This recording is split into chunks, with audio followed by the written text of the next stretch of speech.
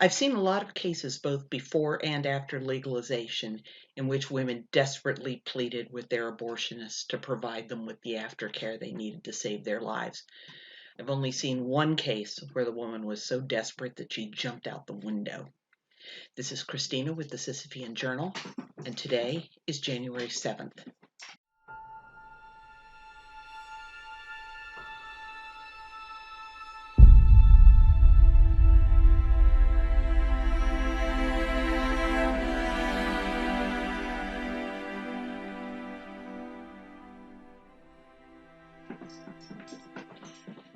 Now, our story today actually starts on January 5th of 1922.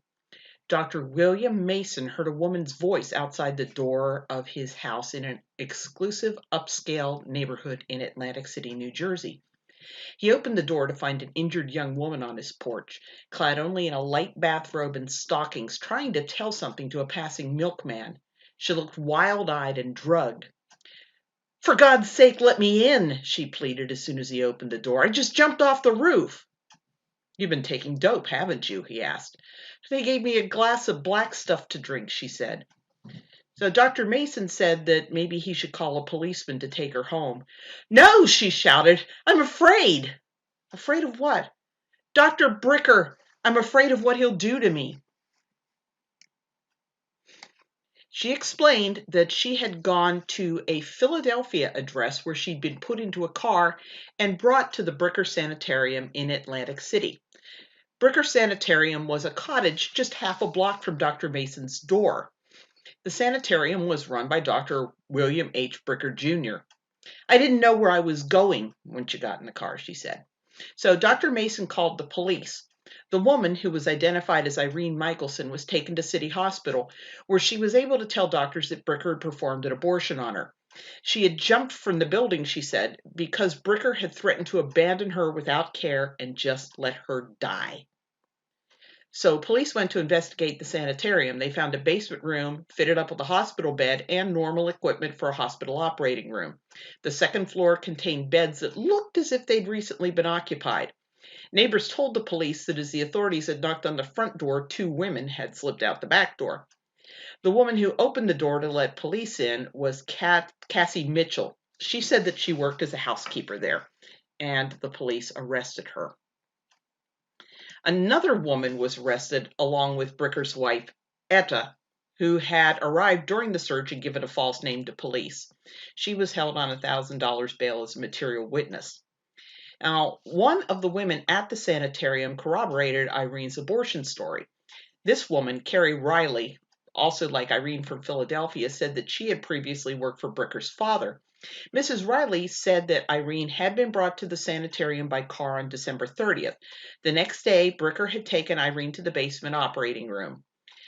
After he was finished with whatever he was doing with Irene in the basement, Mrs. Riley had put her to bed.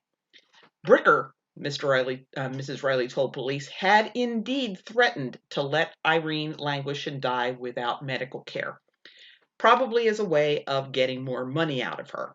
Again, I've seen that done both before and after legalization.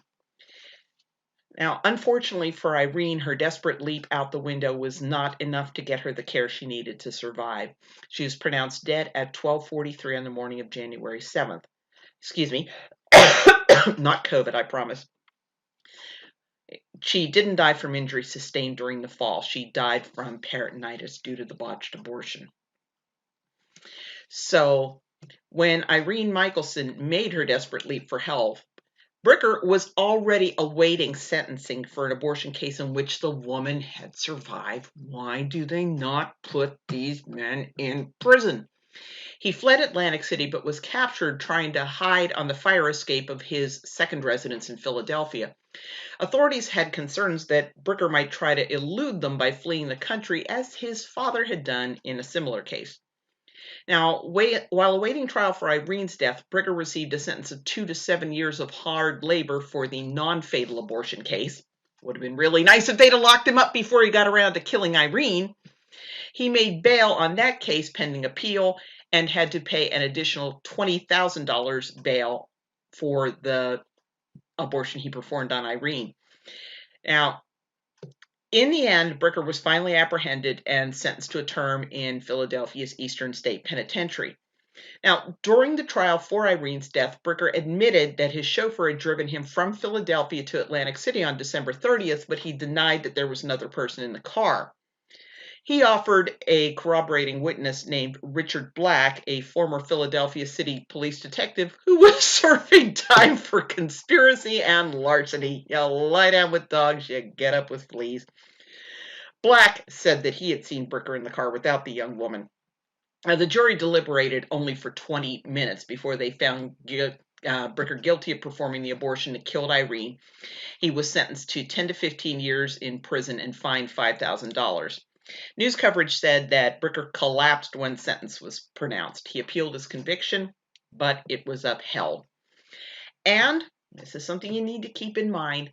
Irene's abortion was typical of pre-legalization abortions in that it was performed by a doctor.